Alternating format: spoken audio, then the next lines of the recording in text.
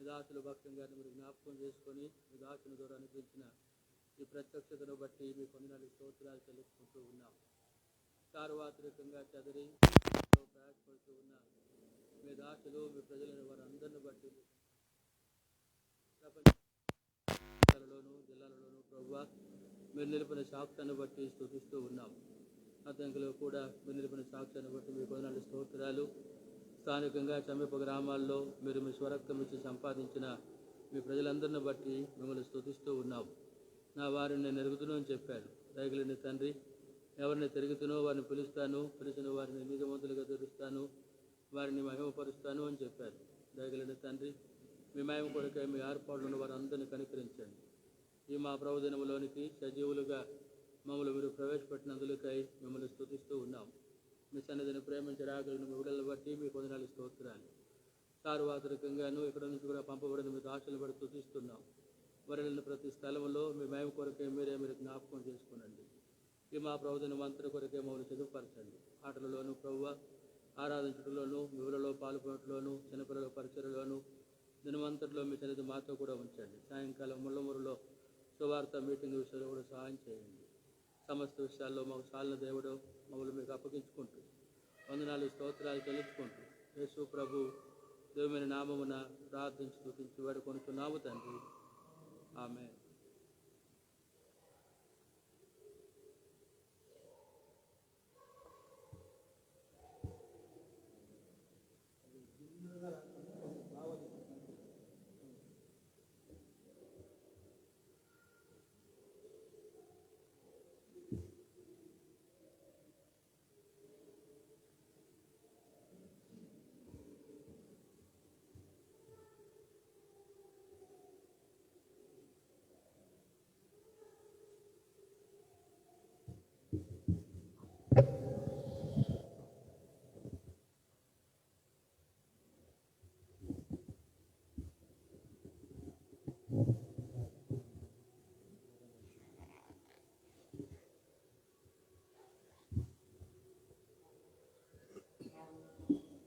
ఎనభై రెండవ పొరపాటుకుందాం.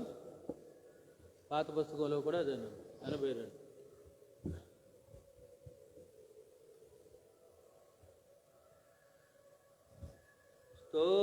స్తోత్రింతుము నిన్ను మాదు తండ్రి సత్యముతో ఆత్మతో నెప్పుడు స్తోత్రింతుము నిన్ను మాదు తండ్రి సత్యముతో ఆత్మతో నెప్పుడు పరిశుద్ధాల కారములతో దర్శించెదము శరణం శరణం పరిశుద్ధాల కారములతో దర్శించెదము శరణం శరణం స్తోత్రింతుము నిన్ను మాదు తండ్రి సత్యముతో ఆత్మతో నెప్పుడు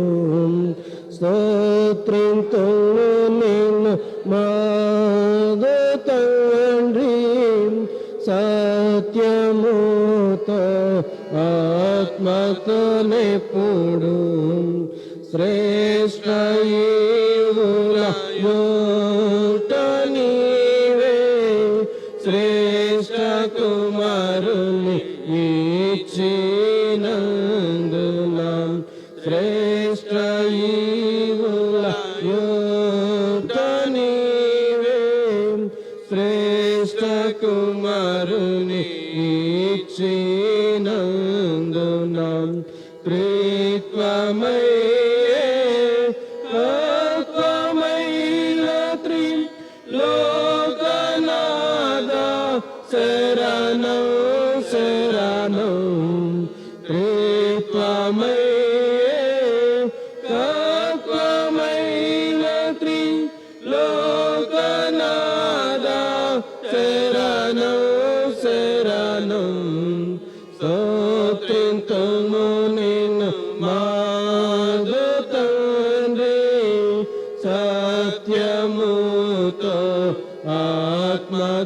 నిప్పుడు స్తోత్రింతుము నిన్ను మాదు తండ్రి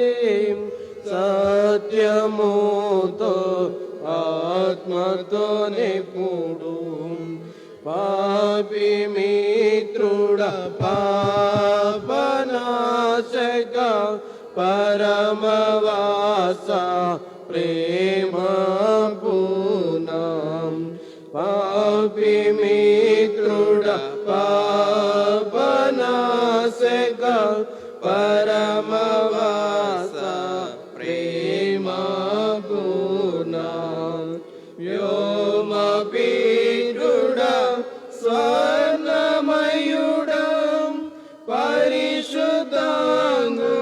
శరణం శరణం వ్యోమ పీఠుడ స్వర్ణమయుడం పరిశుద్ధాంగుడ శరణం శరణం స్తోత్రింతుము నిన్ను మాదు తండ్రి సత్యముతో ఆత్మతో నిప్పుడు స్తోత్రింతుము నిన్ను మాదు తండ్రి సత్యముతో ఆత్మతో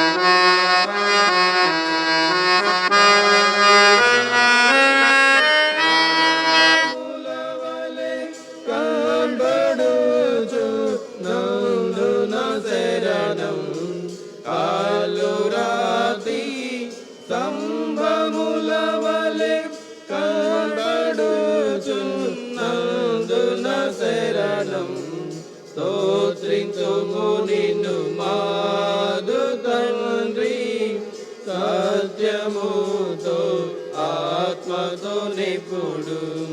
స్తోత్రింతుము నిన్ను మాదు తండ్రి, సత్యముతో ఆత్మతో నిపుడు. సంగమునకు శిరసు నీవే, రాజనీకే నమస్కారములు.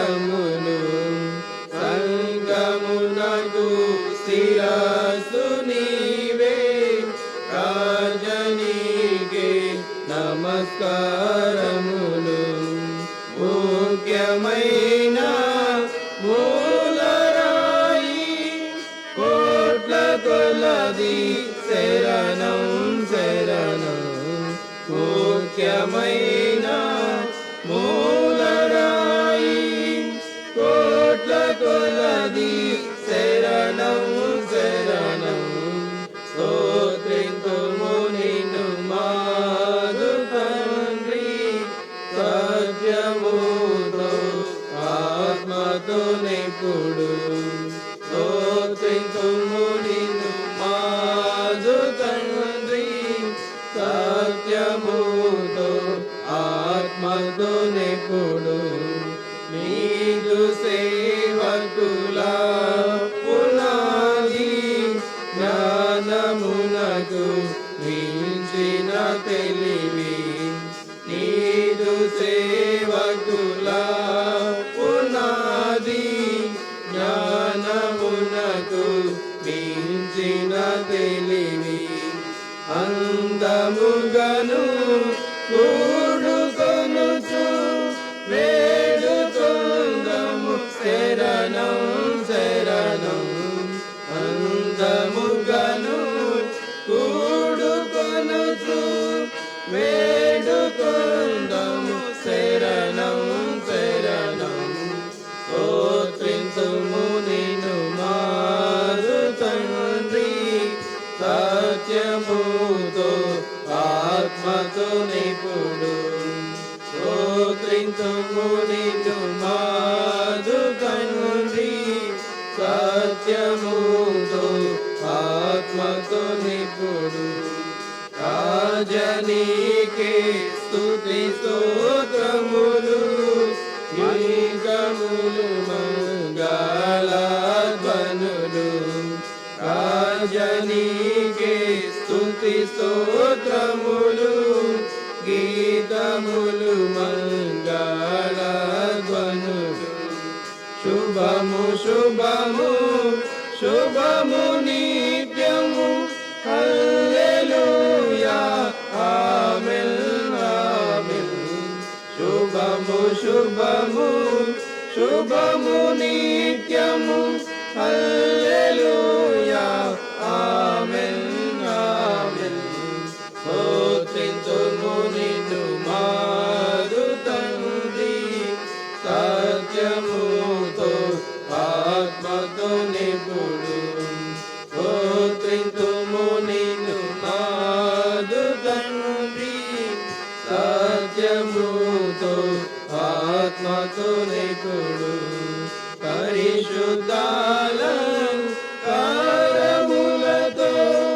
దర్శించెదము శరణం శరణం. పరిశుద్ధాలంకారములతో దర్శించెదము శరణం శరణం. స్తోత్రింతుము నిన్ను మాదు తండ్రి, సత్యముతో ఆత్మతో నిపుడు. స్తోత్రింతుము నిన్ను మాదు తండ్రి, సత్యముతో ఆత్మతో నిపుడు.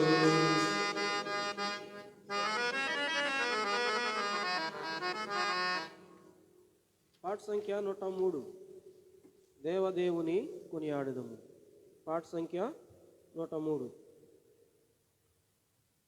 దేవదేవుని కొనియాడెదము, అవిరత క్రియకుని స్తోత్రింతుము. దేవ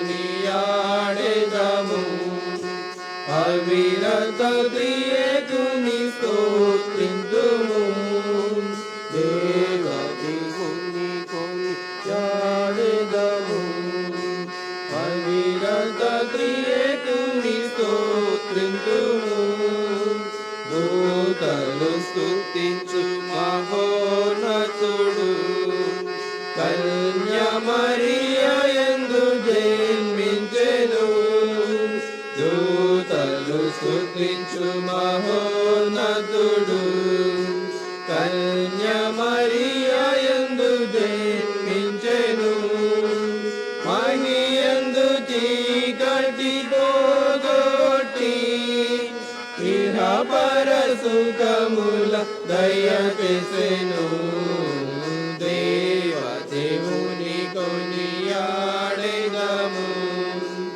అవిరత త్రియేకుని స్తోత్రింతుము దేవదేవుని కొనియాడెదము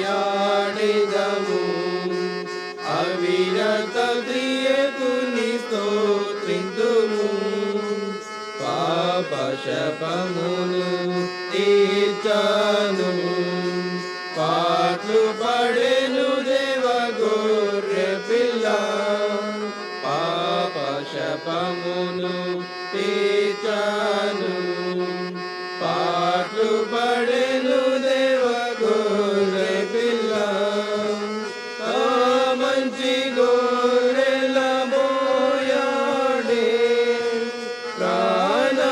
ప్రాణమునిచ్చెను మానకై దేవదేవుని కొనియాడెదము అవిరత త్రియేకుని స్తోత్రింతుము దేవదేవుని కొనియాడెదము అవిరత త్రియేకుని స్తోత్రింతుము పాపముల కడిగి రక్షించెను కృపనిచ్చి వేచియుండుటకై పాపముల కడిగి రక్షించెను కృపనిచ్చి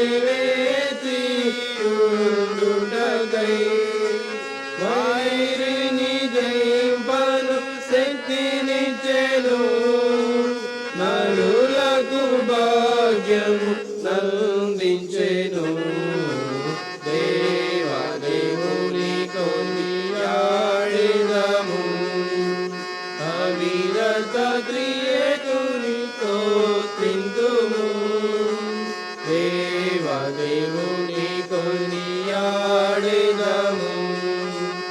అవిరత త్రియేకుని స్తోత్రింతుము ఆకాశము నుండి దిగి వచ్చును లోకము న్యాయము తీర్చుటకై ఆకాశము నుండి దిగి వచ్చును లోకము న్యాయము తీర్చుటకై ఆయత్తముగా కాచియుండెదము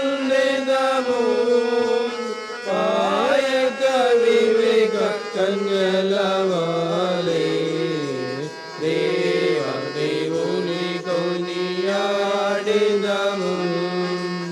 అవిరత త్రియేకుని స్తోత్రింతుము దేవదేవుని కొనియాడెదము అవిరత త్రియేకుని స్తోత్రింతుము తన స్వరూపము నేరజను ఆయనే నా రూపము దాల్చెను తన స్వరూపము నేరజను ఆయనే నా రూపము దాల్చెను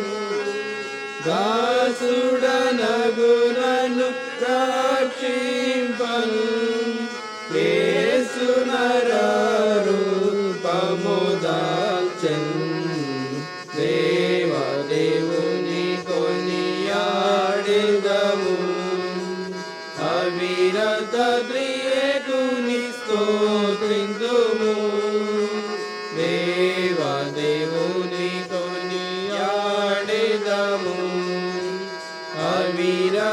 త్రియేకుని స్తోత్రింతుము పాతాళలోకము కూల్చవచెన్ యాతి అడ్డుగోడ పడగొట్టెను పాతాళలోకము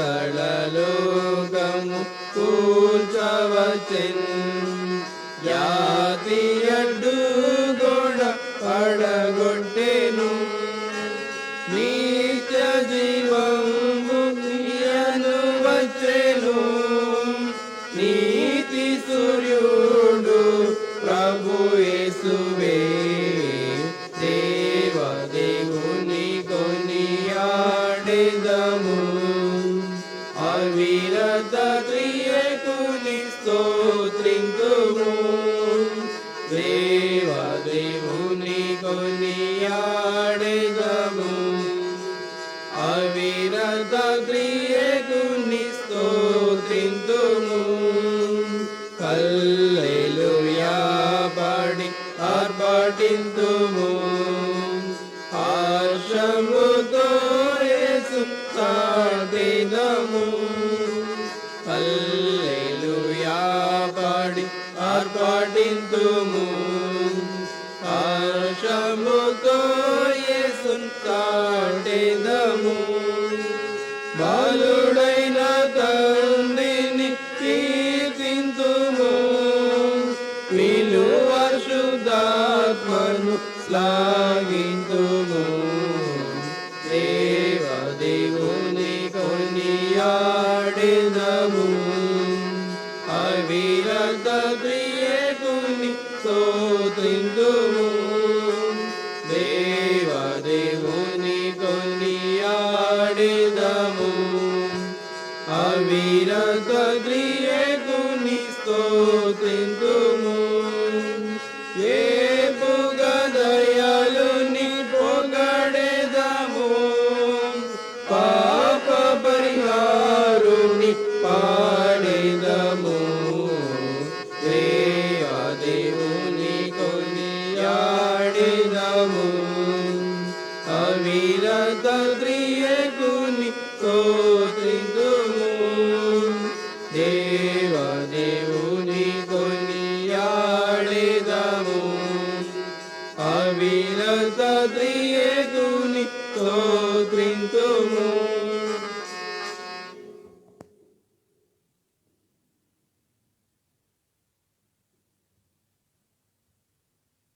కీర్తి చూసేయండి మీరు రండి లేచి చేసి వచ్చేయి వచ్చేయి ఇంకెవరున్నారు పిల్లలు అక్కడ వాళ్ళు రమ్మని చెప్పండి రా లేచి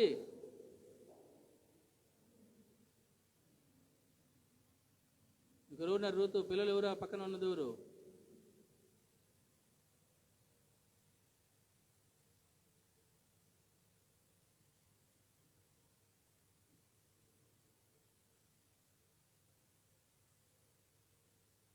ప్రార్థన చేసుకుంటాం.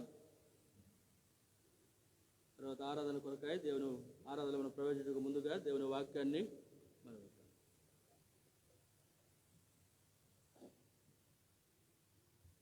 మనం మా ప్రలోకము తండ్రి ప్రభువా మీ వందనాలు స్తోత్రాలు చెల్లించుకుంటూ ఉన్నాం.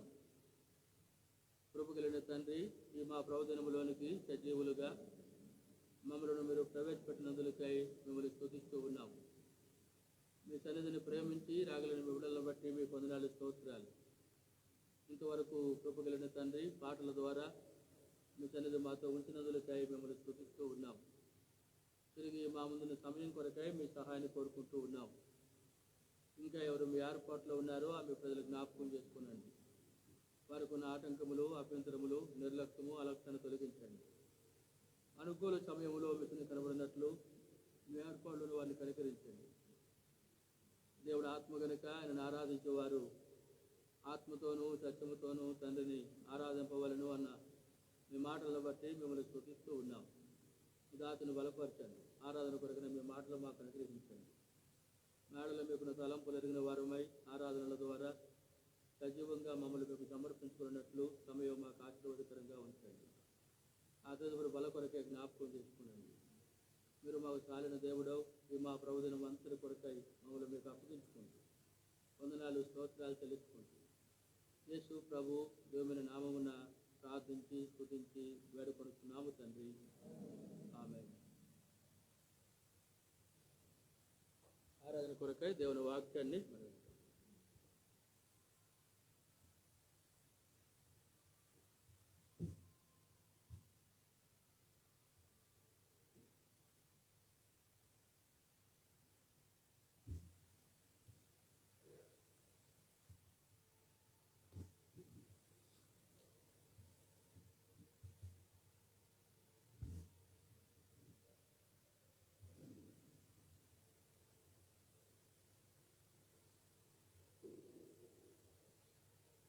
ఉదయకాల సమయంలో ప్రభుని ఆరాధించుటకై 2 సమూయేలు గ్రంథంలో 22వ అధ్యాయంలో ఒక మాట చదువుకుందాం.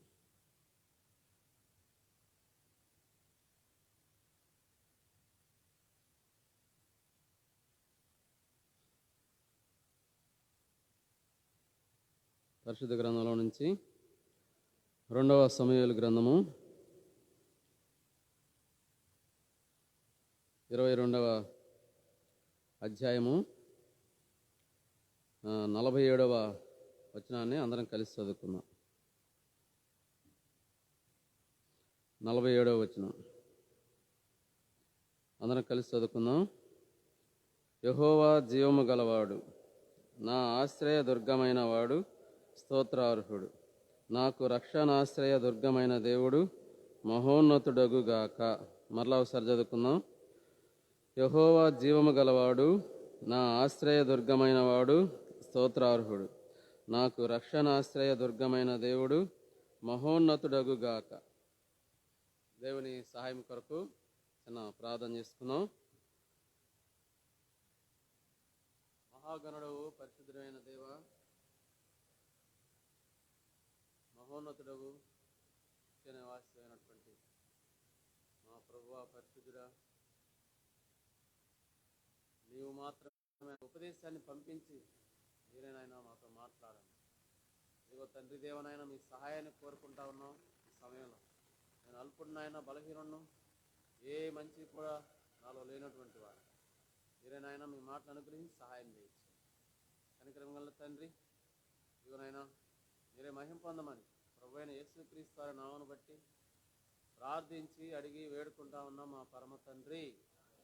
ఆమేన్.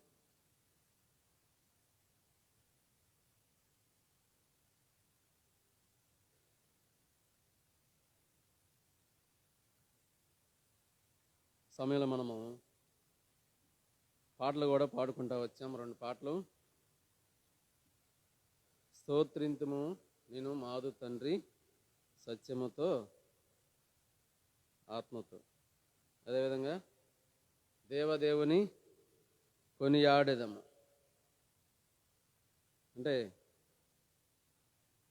వీటన్నిటిలో ఏమున్నది అని మనం ఆలోచన చేస్తే దేవుని స్తుతించుట అనేది మనకి కనిపిస్తూ ఉన్నది. దేవుని కొనియాడుట అనేది మనము చూస్తూ ఉన్నాం. దేవుని కీర్తిస్తూ ఉన్నాం. దేవుని గొప్ప చేస్తూ ఉన్నాం. ఇక్కడ కూడా ఈ 2వ సమూయేలు గ్రంథము 22వ అధ్యాయము 47వ వచనంలో కూడా మనం చూస్తే దావీదు భక్తుడు ఇక్కడ కూడా ఏం చేస్తా ఉన్నాడంటే అదే పని చేస్తా ఉన్నాడు. మొట్టమొదట ఏమన్నాడంటే యెహోవా జీవము గలవాడు. ఏమంటా ఉన్నాడు? యెహోవా జీవము కలవాడు. సరే, యెహోవా జీవము ఎంతవరకు అనేటువంటిది మనం ఆలోచన చేసినప్పుడు మరి ప్రకటన గ్రంథంలో 1:18 చూస్తే మనకు అర్థమవుతుంది. యెహోవా జీవము ఎంతవరకు? నెల వరకా, సంవత్సరం వరకా, లేదంటే ఒక 100 సంవత్సరాల వరకా అనేది అక్కడ మనం చూసుకుంటే ఆయన జీవము ఎంతవరకు అనేది మనం చూసుకోవచ్చు. ప్రకటన గ్రంథము 1:18 చూసుకోవచ్చు మనం. నేను మొదటి వాడను, కడపటి వాడను, జీవించువాడను అంటే కాబట్టి ఇప్పుడు ఆయన ఇక్కడ దావీదు భక్తుడు కూడా ఏమన్నాడంటే యెహోవా జీవము గలవాడు అని అన్నాడు. అయితే ఆయన జీవము గలవాడు మాట అన్నాడు, దానికి అర్థము మనము జీవించువాడు. అది ఎంతవరకు యెహోవా జీవించువాడు, జీవము గలవాడు ఎంతవరకు అంటే తర్వాత చూస్తే మృతుడనైతిని గాని ఇదిగో యుగ యుగములు సజీవుడను. మరి యెహోవా ఎంతవరకు జీవము గలవాడంటే ఆయన యుగ యుగములు సజీవుడు కాబట్టి ఆయన యుగ యుగములు జీవము కలవాడు. అయితే మనుషులైనటువంటి మనము మన జీవము ఏ పాటిది? మనమంట ఇంతలో కనపడి అంతలో మాయమైపోయేటువంటి ఆవిరి వంటి వారం. కానీ దేవుని యొక్క జీవము యుగ యుగములు అని ఈ మాట దావీదు భక్తుడు అయ్యా నీవు జీవము గలవాడవి అని ఈ మాట చెప్తూ తర్వాత ఏమంటా ఉన్నాడు? నా ఆశ్రయ దుర్గమైన వాడు స్తోత్రార్హుడు. ఈ మొదటి 2 సమయాలు 22:47లోనే మిగిలిన వరుసలు మనం చదువుకుంటా ఉన్నాం. ఈ 47వ వచనంలో నా ఆశ్రయ దుర్గమైన వాడు స్తోత్రార్హుడు, నాకు రక్షణ ఆశ్రయ దుర్గమైన దేవుడు మహోన్నతుడగు గాక. చూడండి, ఈ మాట మనం ఒక్కొక్కటి చదువుకుంటా ఉంటే నాకు రక్షణ ఆశ్రయ దుర్గమైన దేవుడు ఏంటంట మహోన్నతుడగు గాక అని ఈ విధంగా దావీదు ఏం చేస్తా ఉన్నాడంటే దేవుణ్ణి స్తుతిస్తా ఉన్నాడు, కీర్తిస్తా ఉన్నాడు, ఇంకా గొప్ప చేస్తా ఉన్నాడు, కొనియాడుతూ ఉన్నాడు. అంతేకాకుండా ఇదే 22వ అధ్యాయంలో ఇక్కడ ఉన్నటువంటి ఈ కొద్ది మాటలతోనే కాకుండా ఇదే 22వ అధ్యాయంలో 2-3 వచనాల్లో కూడా చూస్తే మనము 2-3 వచనాల్లో కూడా చూడండి జాగ్రత్తగా అక్కడ గమనిస్తే ఒక్కొక్క పదాన్ని మనం గమనిస్తే మరి దావీదు భక్తుడు దేవుణ్ణి ఏం చేస్తా ఉన్నాడు ఈ సమయంలో అనేటువంటిది మనం చూస్తూ ఉంటే చూడండి, యెహోవా నా శైలము, నా కోట, నా రక్షకుడు, నా దుర్గము, నేను ఆయనను ఆశ్రయించుదును, నా కేడము, నా రక్షణ శృంగము, నా ఉన్నత దుర్గము, నా ఆశ్రయస్థానము, ఆయనే నాకు రక్షకుడు, బలాత్కారుల నుండి నన్ను రక్షించువాడవు నీవే. చూడండి, ఇన్ని మాటలతోటి దావీదు భక్తుడు ఏం చేస్తున్నాడంటే దేవుణ్ణి స్తుతిస్తా ఉన్నాడు. ఇప్పుడు మనం కూడా ఏం చేస్తాం? దేవుని యొక్క స్పర్శ కలిగినటువంటి వారముగా ఆయన సన్నిధిలో చేరి స్తోత్రింతుము నిన్ను నా మాదు తండ్రి సత్యముతో ఆత్మతో. అట్లానే అయ్యా మేము మిమ్మల్ని కీర్తిస్తా ఉన్నాం, కొనియాడుతా ఉన్నామని మనం కూడా ఏం చేస్తా వచ్చాం ఇప్పటి వరకు? మరి దేవుని స్తుతిస్తా ఉన్నాం అన్నమాట. అయితే ఇక్కడ దావీదు భక్తుడు దేవుణ్ణి స్తుతిస్తా ఉన్నాడు అనేకమైన మాటలు ఉపయోగించి. అయ్యా నీవు నా శైలము, నా కోట, నా రక్షకుడు, నా దుర్గము, నేను ఆయనను ఆశ్రయించుదును, నా కేడము, నా రక్షణ శృంగము, నా ఉన్నత దుర్గము, నా ఆశ్రయస్థానము, ఆయనే నా రక్షకుడు, ఆపత్కాలము నుండి నన్ను రక్షించువాడవు నీవే అని ఈ విధంగా దావీదు భక్తుడు కూడా ఏం చేస్తా ఉన్నాడు చెప్పండి? దేవుని స్తుతిస్తా ఉన్నాడు, కీర్తిస్తా ఉన్నాడు, కొనియాడుతూ ఉన్నాడు అన్నమాట. అయితే ఇక్కడ ఒక ప్రశ్న ఏంటంటే ఎవరు దేవుని స్తుతిస్తారు? ఎవరు దేవుని కీర్తిస్తారు? ఎవరు దేవుని కొనియాడుతారు అనేటువంటిది ప్రశ్న. చాలామంది గమనిస్తే చూడండి, దేవుని గుర్తు కూడా చేసుకోరన్నమాట.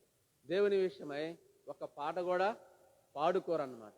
ఎందుకంటే ఆ స్పర్శ, ఆ జ్ఞానము లేనటువంటి వారుగా ఉంటారు. అయితే ఒక సహోదరుడు భక్తిపరుడే అయినప్పటికీ కొంతకాలం గడిచిపోయిన తర్వాత తన జీవితంలో జరిగినటువంటి నష్టాన్ని బట్టి ఏమన్నాడంటే, ఇక నేను ఈయనను నేను స్తుతించను. ఎందుకు అంటే నాకు ఏమి చేశాడు అని దేవుని మీద ఏం చేశాడంటే మరి అలిగినటువంటి వాడుగా ఉంటా ఉన్నాడు. ఏం జరిగింది? ఎందుకు ఆయన నేను దేవుని స్తుతించను అని ఆ సహోదరుడు అలాగ అనవలసి వచ్చిందంటే, మరి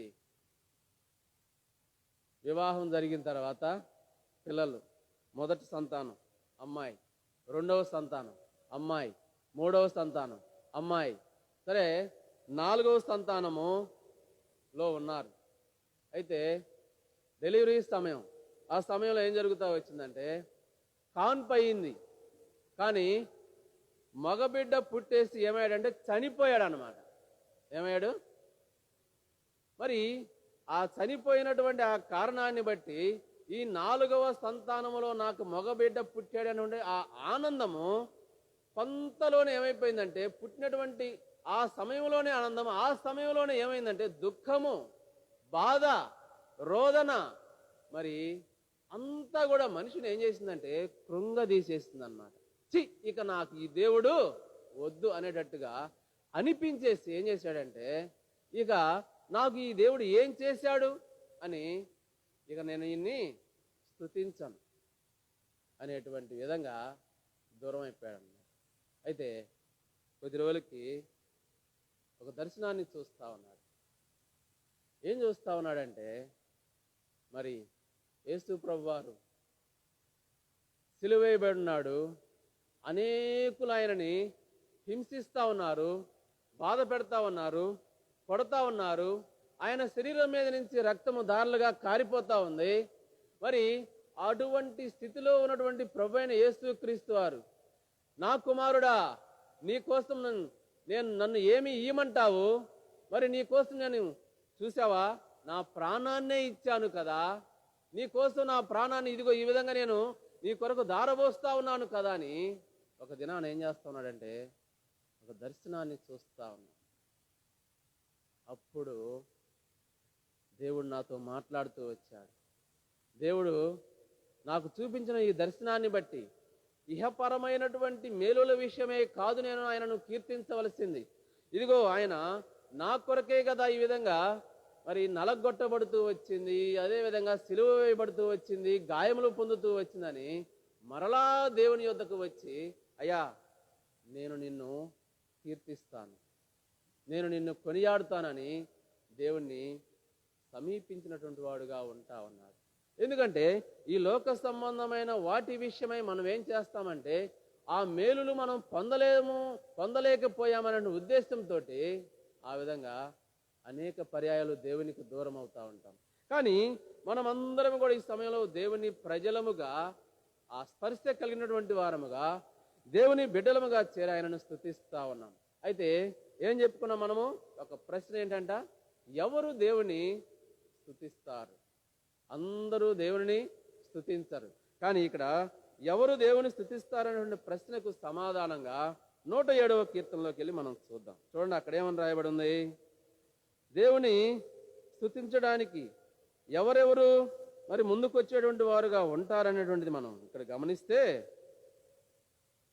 107వ కీర్తనలో ఇక్కడ ఒక మాట రాయబడి ఉంది ఈ విధంగా. చూడండి, 8వ వచనం, ఆయన కృపను బట్టి నరులకు ఆయన చేయు ఆశ్చర్య కార్యములను బట్టి వారు యెహోవాకు కృతజ్ఞతాస్తుతులు చెల్లించుదురుగాక. మనం చూస్తా వచ్చాము, దావీదు దేవుని స్తుతిస్తా ఉన్నాడు. ఆయనతో కూడా కలిపి మనము కూడా ఆయన సన్నిధిలో చేరి వచ్చాం. అయ్యా నేను నిన్ను స్తుతిస్తానని పాటలు పాడుకుంటూ వచ్చాం ఇప్పటి వరకు. అయితే ఇక్కడ మనం గమనిస్తే ఎవరు దేవుని స్తుతిస్తారు అని మనం ఇక్కడ చూస్తా ఉన్నామంటే, ఆయన కృపను బట్టి నరులకు ఆయన చేయు ఆశ్చర్య కార్యములను బట్టి వారు యెహోవాకు కృతజ్ఞతాస్తుతులు చెల్లించుదురు కాక. ఎవరి జీవితంలో అయితే దేవుడు ఆశ్చర్య కార్యాలు, అద్భుతములు చేసి ఉన్నాడో వారు ఏం చేస్తారు చెప్పండి? దేవుని స్తుతిస్తారు. ఎవరు దేవుని స్తుతించేది? ఎవరి జీవితంలో అయితే ఆయన మేలులు చేసినటువంటి వాడుగా ఉంటా ఉన్నాడో, ఎవరిని ఆయన సమీకరించాడో, ఎవరిని ఆయన సంధించాడో, తన హృదయంలో ఆయన ప్రవేశించి తన హృదయపు ద్వారము తెరిచి ఎవరిని ఆయన ఏర్పరచుకుంటూ ఆయన సన్నిధిలో కూర్చోబెట్టాడో వారందరూ కూడా ఏం చేస్తారు? దేవుని స్తుతిస్తాడు. అంతేకాకుండా ఎవరి జీవితంలో అయితే అద్భుతములు, ఆశ్చర్య కార్యములు దేవుడు జరిగిస్తా వచ్చాడో వారు దేవుని స్తుతిస్తారు. అయితే ఇప్పుడు దావీదు దేవుని ఎందుకు స్తుతిస్తా ఉన్నాడు? ఇన్ని మాటల చేత, అయ్యా నువ్వు నా శైలము, నా కోట, నా రక్షణాశ్రయ దుర్గము, రక్షించువాడవు నీవే అని ఇన్ని మాటల చేత దేవుణ్ణి స్తుతిస్తా ఉన్నాడు. మరి ఈయన జీవితంలో ఏమి అద్భుతం చేశాడని దావీదు దేవుని స్తుతిస్తా ఉన్నాడు అనేటువంటిది మనం ప్రశ్నించుకుంటూ ఇప్పుడు ఈ 22వ సమూయేలు గ్రంథము ఈ 22వ అధ్యాయంలో 1వ వచనాన్ని చూస్తే మనకి సంగతి అర్థమైపోతుంది. యెహోవా, చూడండి, గమనించండి. ఇప్పుడు ఎవరి గురించి మనం మాట్లాడుకుంటా ఉన్నామంటే దావీదుని గురించి మాట్లాడుకుంటా ఉన్నాం. ఏం చేశాడంట దావీదు? దేవుని స్తుతిస్తా ఉన్నాడంట. నీవయ్యా నువ్వు నా కేడము, నా శైలము, నా రక్షణాశ్రయ దుర్గము, నన్ను రక్షించువాడవు నీవే అని ఈ విధంగా దేవుని స్తుతిస్తా ఉన్నాడు. అయితే మనం దేవుణ్ణి ఎవరు స్తుతిస్తారంటే ఎవరి జీవితంలో అయితే అద్భుతంలో చేసినటువంటి వాడుగా దేవుడు ఉంటారో ఆ అద్భుతంలో అనుభవించినటువంటి ప్రతి ఒక్కరు కూడా దేవుని స్తుతిస్తారు. అయితే ఇప్పుడు దావీదు జీవితంలో ఏమి అద్భుతము జరిగింది అని ఇక్కడ మనం ఆలోచించుకుంటూ ఈ 1వ వచనాన్ని చూస్తే ఇక్కడ చూడండి ఏమనుందో. యెహోవా అంటే దావీదుని సౌలు చేతిలో నుండి, తన శత్రువులందరి చేతిలో నుండి తప్పించిన దినమున దావీదు ఈ గీత వాక్యములను చెప్పి యెహోవాను స్తోత్రించెను. దండి సంగతి. ఏం జరిగింది? ఇప్పుడు దావీదు జీవితంలో దేవుడు అనేకమైన అద్భుతములు చేశాడు. అయితే ఇక్కడ అన్ని చెప్పకపోయినా దావీదు ఏమంటా ఉన్నాడు? ఇక్కడ సౌలు చేతిలో నుండి, ఇంకా శత్రువులందరి చేతిలో నుండి తప్పించిన దినమున ఏం చేస్తున్నాడంట? దావీదు దేవుణ్ణి స్తోత్రిస్తా ఉన్నాడు. కాబట్టి ఎవరు దేవుని స్తుతిస్తారంట? ఆయన కృప చూపించి ఎవరి విషయమైతే ఆయన అద్భుతములు, ఆశ్చర్య కార్యములు జరిగించినటువంటి వాడుగా ఉంటా ఉన్నాడు వారందరూ కూడా దేవుని స్తుతిస్తారు. మరి ఒక మాట కూడా మనం చూస్తే ఇంకా ఎవరు దేవుని స్తుతిస్తారు అంటే మనకి ఇక్కడ ఒక మాట తెలియపరచబడతా ఉన్నది 107వ కీర్తనలోనే ఇంకొక మాట. మరి ఇంకా ఎవరు దేవుని స్తుతించగలరు? అద్భుతములు, ఆశ్చర్య కార్యములు చూసినటువంటి వారు మాత్రమే కాకుండా 6వ వచనంలో చూస్తే ఇంకా ఎవరు దేవుని స్తుతిస్తారంటే వారు కష్టకాలమందు యెహోవాకు మొరపెట్టిరి, ఆయన వారి ఆపదలో నుండి వారిని విడిపించెను. చూడండి, ఇక్కడ కూడా మనం ఈ 6వ వచనంలో కూడా చూస్తే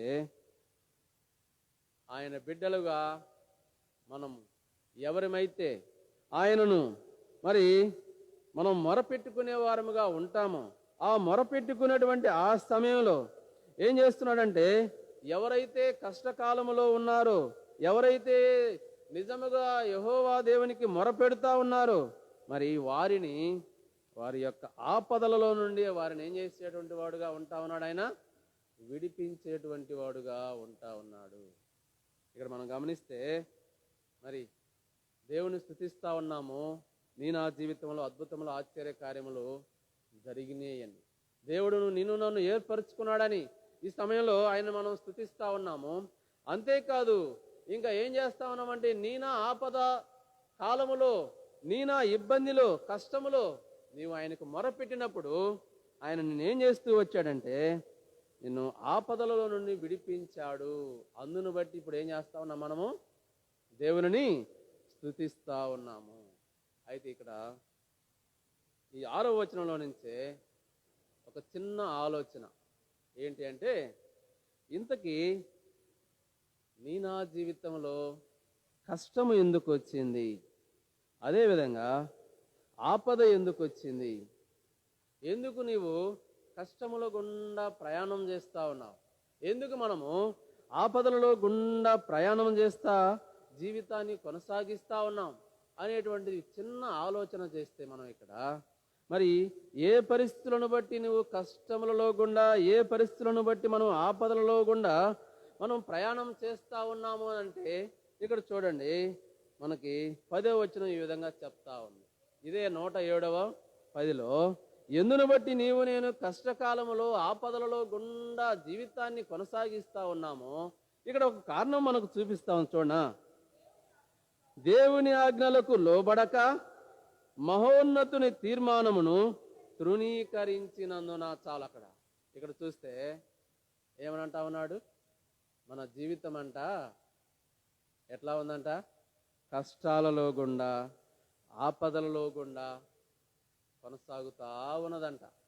మరి నీ నా జీవితం కష్టాలలో గుండా ఆపదలలో గుండా కొనసాగడానికి గల కారణం ఏమని మనం చూస్తా వచ్చాము?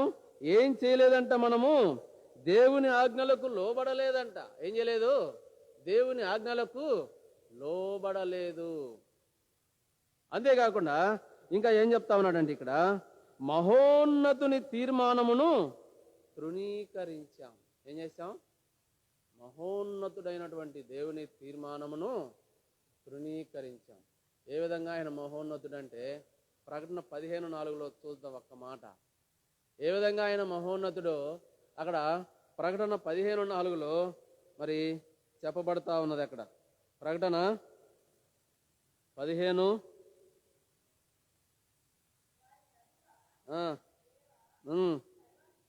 సర్వాధికారి, ఆశ్చర్యమైనవి, న్యాయములు,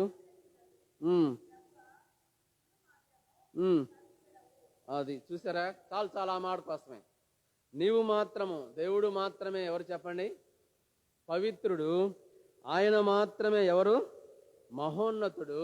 అయితే ఏం చేశాము? ఆ పవిత్రుడైనటువంటి దేవుని యొక్క తీర్మానాలను, అదేవిధంగా మహోన్నతుని యొక్క తీర్మానాలను మనం ఏం చేసినటువంటి వారంగా ఉంటా వచ్చామంటే తృణీకరిస్తా వచ్చాము.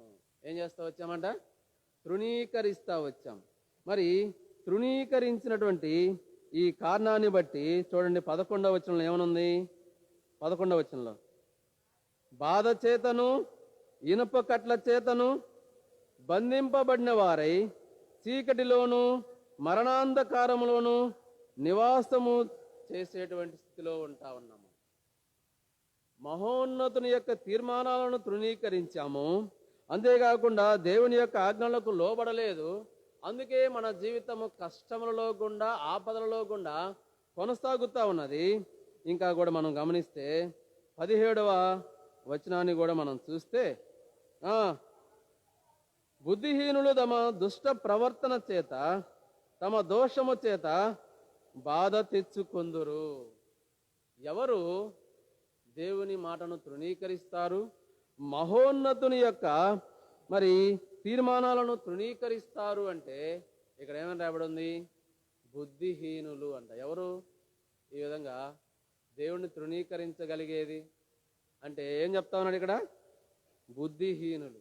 అంటే మనము కూడా అభిలాషలకు మనల్ని అప్పగించేశాడు. మనము బుద్ధిహీనులముగా ప్రవర్తిస్తూ ఉన్నాము. అందుకే దేవుని మనం తృణీకరించాము. మహోన్నతుని తీర్మానాలను, ఆయన ఆజ్ఞలను అంగీకరించినటువంటి వారముగా లేము. మన బుద్ధిహీనతను బట్టి మనము దేవుడు మనల్ని ఏం చేశాడంటే తుచ్చమైన అభిలాషలకు అప్పగిస్తూ వచ్చాడు. అంతేకాకుండా చూడండి 28వ వచనంలో కూడా చూడండి, 28వ వచనంలో కూడా, మరియు వారు తమ మనస్సులో దేవునికి చోటియ నొల్లకపోయిరి. రోమిలకు రాసిన పత్రిక 1వ అధ్యాయము 28వ వచనంలో ఇక్కడ కూడా ఏమనుంది? మరియు వారు తమ మనస్సులో దేవునికి చోటియ నొల్లకపోయిరి గనుక చేయరాని కార్యములు చేయుటకు దేవుడు భ్రష్ట మనస్సుకు వారిని అప్పగించను. అది మన స్థితి, పరిస్థితి. ఎందుకు మన జీవితం ఆపదలలో గుండా, కష్టములలో గుండా మరి ప్రయాణం చేస్తూ ఉంటా ఉన్నదంటే ఇన్ని కారణాలు మనము చూస్తూ ఉన్నాం. మనం గమనిస్తే ఈ సమయంలో ఈ కారణాన్ని బట్టి మనము ఆయన యొక్క ఆజ్ఞలను త్రోసివేసిన వారము, మహోన్నతుని తీర్మానాలను అంగీకరించలేదు. అందును బట్టి మనము ఎందుకని వాటన్నింటినీ కూడా మనం తృణీకరించినటువంటి వారముగా ఉంటామనమంటే చెప్తా వచ్చాడు. కారణము మనం బుద్ధిహీనులమైన కారణాన్ని బట్టి. అందుచేత నన్ను మనల్ని అందరినీ కూడా ఏం చేస్తాడంటే తుచ్చమైన అభిలాషలకు అప్పగిస్తూ వచ్చాడు. అంతేకాకుండా మరి దేవునికి చోటియనొల్లకపోయిన కారణాన్ని బట్టి మనము భ్రష్ట మనస్సుకు అప్పగింపబడినటువంటి వారముగా ఉంటా ఉన్నాం. అటువంటి వారందరూ కూడా ఎక్కడుంటారంట? కష్టములలో, ఆపదలలో జీవితాన్ని కొనసాగిస్తూ ఉంటారు. అయితే ఇటువంటి స్థితిలో నేను పడి ఉంటా ఉన్నాము. అందును బట్టి మనకి 11వ వచనం తెలియపరుస్తూ వచ్చింది కదా, 107:11. ఈ కారణాలన్నిటిని బట్టి బాధ చేత, ఇనుప కట్ల చేత బంధింపబడిన వారమై చీకటిలోను మరణాంధకారమైన పరిస్థితుల్లో మనం ఉంటా ఉన్నాం. ఎక్కడున్నాం? మన యొక్క బుద్ధిహీనతను బట్టి, మన యొక్క అవిధేయతను బట్టి, దేవుని ఆజ్ఞలను తీర్మానాలను తృణీకరించిన కారణాన్ని బట్టి ఎక్కడున్నామంటే మనం ఇప్పుడు బాధ చేత, ఇనుప కట్ల చేత బంధింపబడినటువంటి వారమై చీకటిలోను మరణాంధకారములో ఉంటా ఉన్నాం. ఇటువంటి స్థితిలో ఈ విధంగా ఉన్నప్పటికీ అయితే ఇక్కడ ఏమంటాడంటే ఇది మనము ఉన్నటువంటి పరిస్థితి. అయితే ఇప్పుడు ఇటువంటి స్థితిలో ఉన్నటువంటి నన్ను దేవుడు విడిచిపెట్టలేదు. ఇక్కడ ఏమంటాడంటే ఒక మాట, ఎఫెసీయులకు రాసిన పత్రిక మరి 2వ అధ్యాయము 4వ వచనంలో ఈ మాట అంటా ఉన్నాడు. అయినను చాలు, అక్కడ చూడండి, ఒక్క నిమిషం ఆగుదాం. ఇక్కడ అయినను అంటే ఏమైనను? మనము బుద్ధిహీనులమైనను. ఇక్కడ మనం 107వ వచనం ప్రకారం చూసుకుంటే మనము చూడండి 17లో మనము బుద్ధిహీనులము అయినను. ఇంకా చూడండి అక్కడ ఏమన్నాడు, అక్కడ దుష్టులము అయినను. దుష్ట ప్రవర్తన ఎవరిలో ఉంటది? ఎవరు దుష్టులో వారిలో దుష్ట ప్రవర్తన ఉంటది. అంటే ఇక్కడ మనం చూస్తే మనము దుష్టులమైనను, మనము దోషులమైనను. చూడండి ఇక్కడ మనం గమనిస్తే అయినను అంటే మనము ఇటువంటి స్థితిలో ఉన్నప్పటికీ మనము బుద్ధిహీనులమైన, దుష్ట ప్రవర్తన కలిగిన వారమైన, దోషులమైన, మరి మనము దేవుని ఆజ్ఞలను తృణీకరించినటువంటి వారమైనప్పటికీ, తీర్మానాలను ఆయన ఆజ్ఞలకు లోబడనోళ్ళని ప్రజలము అయినప్పటికీ, అది అన్నమాట అయినను అంటే. ఏమని చేశాడంట? అయినను చూడండి అక్కడ 4వ వచనంలో కరుణా సంపన్నుడయుండి మన అపరాధముల చేత చచ్చిన వారమై ఉండినప్పుడు సైతము మన ఎడల చూపిన తన మహాప్రేమ చేత. ఇక్కడ ఆగుదాం మనం. తన మహాప్రేమ చేత. ఈ 4వ వచనంలో దేవుడు మన పట్ల 2 పదాలు ఉపయోగిస్తా ఉన్నాడు. మరి దేవుడు చూపించినటువంటి ఆ 2 సంగతులు ఏంటి అని మనం ఇక్కడ చూడొచ్చు. అంటే మనము అటువంటి వారిని అయినప్పటికీ, అంటే దేవుని మాటలను తృణీకరించిన వారిమైనప్పటికీ, బుద్ధిహీనులమైనప్పటికీ, దోషులమైనప్పటికీ, ఇంకా కూడా మనం చూసుకున్నట్లయితే మనము దుష్టులము అయినప్పటికీ కూడా దేవుడు ఏం చేశాడంట? కరుణ చూపించాడు. ఏం చేశాడు? మన పట్ల దేవుడు కరుణ చూపించాడు. మరి ఇటువంటి స్థితిలో ఉన్నటువంటి నీ పట్ల, నా పట్ల ఆయన కరుణ చూపించడమే కాదు, ఇక్కడ ఏమైనా ఉపయోగించబడిందంటే తన మహాప్రేమ నీ పట్ల, నా పట్ల ఆయన చూపించినటువంటి వాడుగా ఉంటా ఉన్నాడు. అందుకే ఏం చేశాడు? తన ప్రియ కుమారుణ్ణి, మరి తన అద్వితీయ కుమారుని, మనం పరిశుద్ధ గ్రంథంలో చూసుకుంటే చాలా మాటలు ఉంటాయి ప్రభువైన యేసుక్రీస్తు వారి గురించి.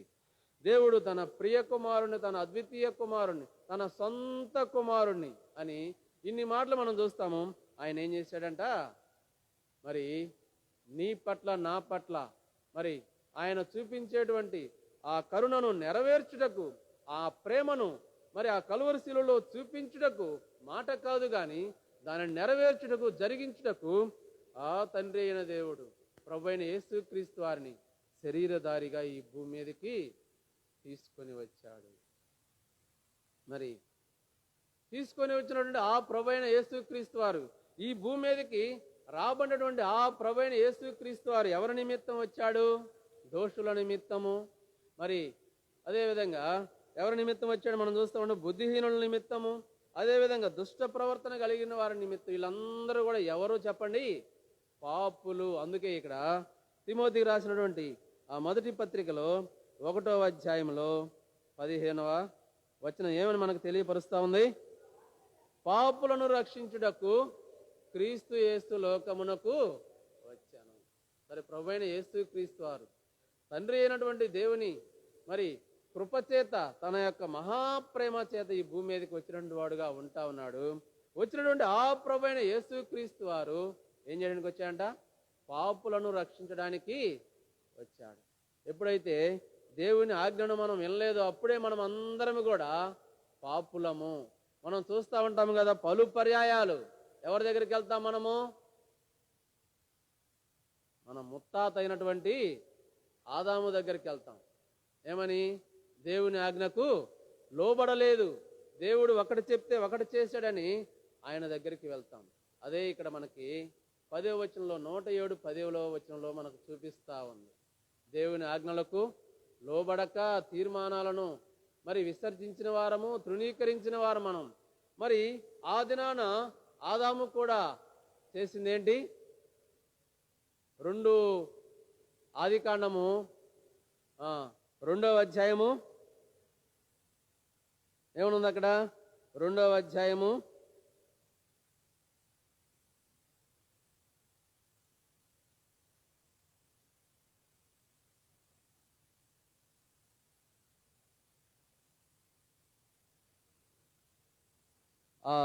'తిను దినాన నువ్వు చచ్చేదవని మనం చూస్తాం కదా 17లోనే.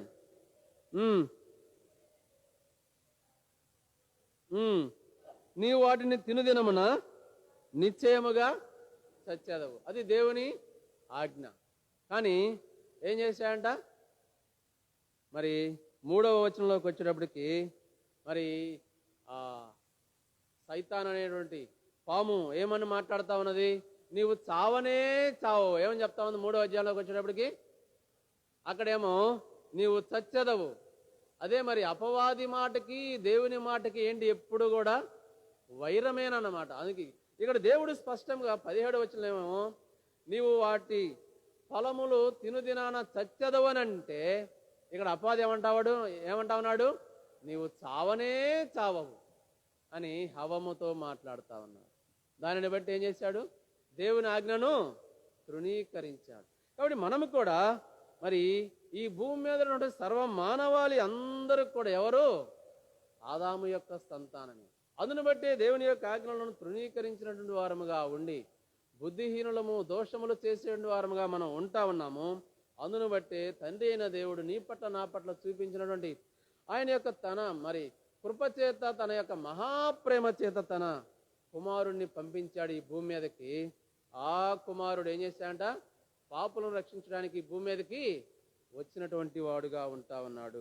వచ్చినటువంటి ప్రభువైన యేసుక్రీస్తు వారు మరి పాపములను ప్రాయశ్చిత్తం చేయడానికి ఏం జరిగించినటువంటి వాడుగా ఉంటా ఉన్నాడని మనం చూస్తే చూడండి, 1 కొరింథీ 15:3-4 మనం చూసుకుందాం. 1 కొరింథీ 15:3-4 ఏమనుంది?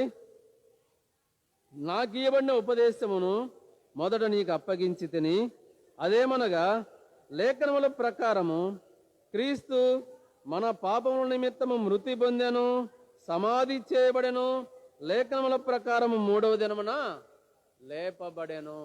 ప్రభువైన యేసుక్రీస్తు వారు ఏం చేశాడంట?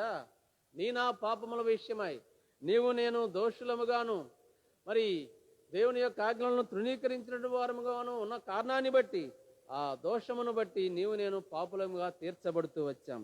మరి నా పాపముల విషయమై ప్రభువైన యేసుక్రీస్తు వారు లేఖనముల ప్రకారం ఏమైనాడంట? మృతి పొందాడు. లేఖనముల ప్రకారము 3వ దినాన మరి లేపబడినటువంటి వాడుగా ఉంటా ఉన్నాడు.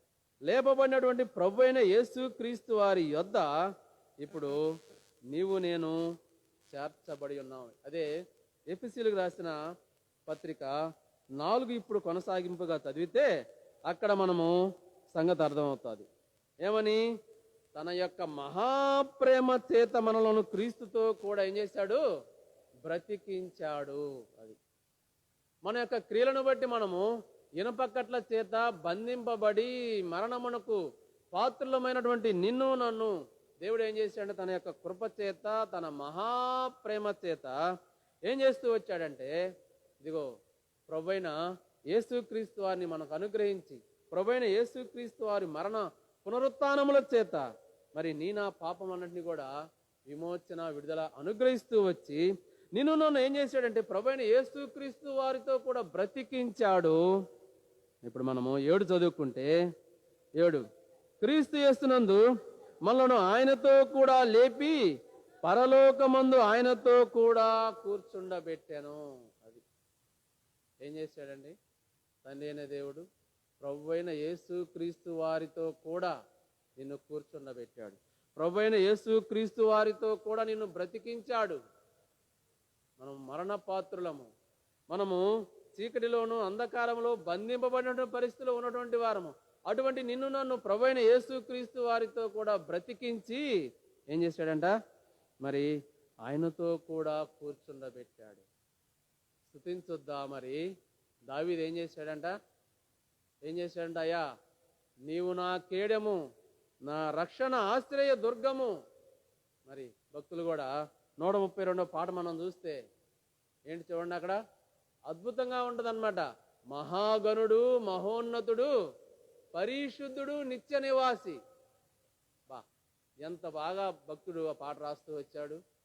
అదండి మరి అటువంటి దేవుడు నీ సమయంలో మనము స్తుతించొద్దా? దావీదుతో కూడా కలిసి మరి ఆయనను మనం కీర్తించొద్దా? ఏం చెప్తా వచ్చాడు దావీదు? ఏ పరిస్థితిలో దావీదు దేవుని స్తుతించాడంట?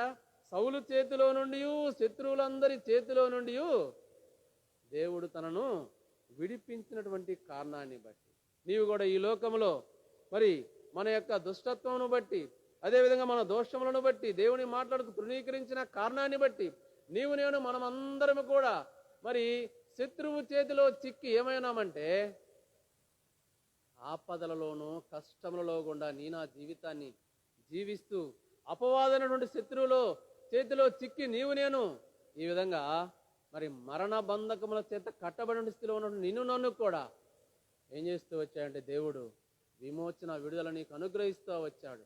ఆయన యొక్క కృపను బట్టి మహాప్రేమ చేత ఇంతగా నిన్ను తన యొక్క కుమారుణ్ణి పంపించేసి ఆ కుమారుని ద్వారా నీ నా పాపములకు విమోచన విడుదల అనుగ్రహిస్తా వస్తే మరి దావీదు వలె నీవు నేను కూడా దేవుని స్తుతించొద్దా? దేవుని కీర్తించొద్దా? మరి దేవుని కొనియాడొద్దా? చూడండి, కీర్తన 31లో అంటాడు దావీదు. కీర్తన 31లో అంటాడు. ఆ మాట మనం చూసుకొని మనం ఆరాధనలో ప్రవేశించేవారిగా ఉన్నాం. కీర్తన 31లో ఏమని అంటా ఉన్నాడు?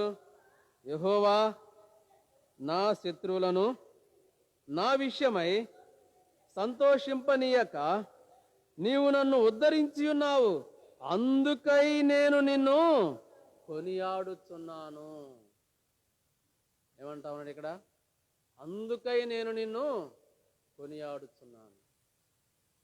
దావీదు యొక్క శత్రువులు అందరూ ఎవరు కూడా దావీదు విషయమై సంతోషింపనీయకుండా అందరి మీద దేవుడు విజయాన్ని దావీదుకు అనుగ్రహిస్తా వచ్చాడు. కాబట్టే మరి ఇప్పుడు ఏం చేశాడంట దావీదు? నేను నిన్ను కొనియాడుచున్నాను.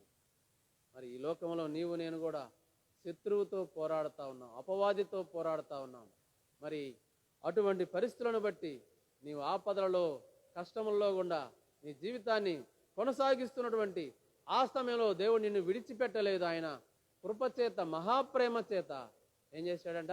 తన కుమారుణ్ణి పంపించి మరి నీ యొక్క స్థితిలో నుంచి ఆ మరణ సంబంధమైన ఆ పరిస్థితిలో నుంచి నిన్ను విడిపించి తప్పించి నీకు కూడా దావీదు వలె రక్షణ ఆశ్రయ దుర్గము నీకు కూడా రక్షణను అనుగ్రహించినటువంటి ఈ దేవుని ఈ సమయంలో నీవు దావీదుతో కూడా కలిసి స్తుతించొద్దా? కొనియాడొద్దా? ఆయన నువ్వు కీర్తించొద్దా? మరి ఆయన మనము ఆరాధించవద్దా? మరి ఆ విధంగా మనము ప్రభుని దావీదుతో కూడా కలిసి ఆరాధించుకునే వారుగా ఉన్నాం. ఇచ్చిన మాటలు దేవుడు దీవించునుగా.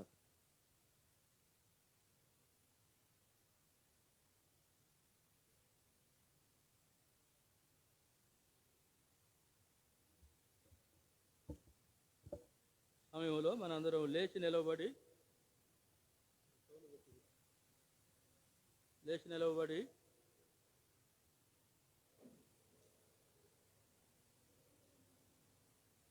ఓ పాట 2 చరణాలు పాడుకుందాం.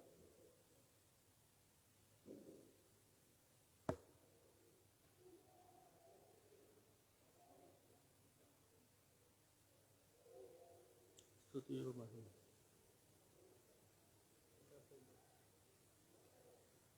173వ పాట పాత పుస్తకంలో 700